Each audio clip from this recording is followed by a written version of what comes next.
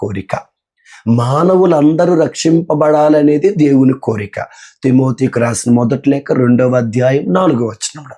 అయితే ఇక్కడ మరి చిన్న బిడ్డలు జన్మ పాపముతో చనిపోతే ఎక్కడికి వెళతారు?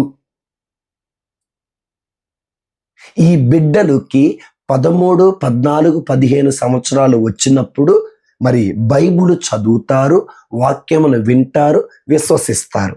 ఆ వయసులో 14, 15 సంవత్సరాల వయసులో వాక్యమును విని విశ్వసించి జ్ఞానస్నానము లేదా బాప్తిజమము పొందితే రక్షణ అన్నారు. ఈ 14, 15 సంవత్సరాల లోపు చనిపోతే, జన్మ పాపముతోనే చనిపోతే వాళ్ళు ఎక్కడికి వెళతారు? పరలోకానిక, నరకానిక, ఉత్తరింపు స్థలానిక?